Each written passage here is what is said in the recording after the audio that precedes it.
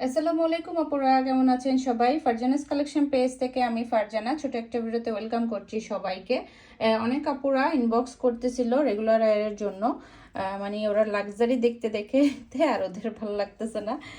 Luxury তো নেওয়া শেষ প্রায় অনেকের। এবার রেগুলার ওয়ারের ড্রেস লাগবে, গিফটের জন্য লাগবে, তাই কিন্তু অনেক আপুরা ইনবক্স করতেছিল।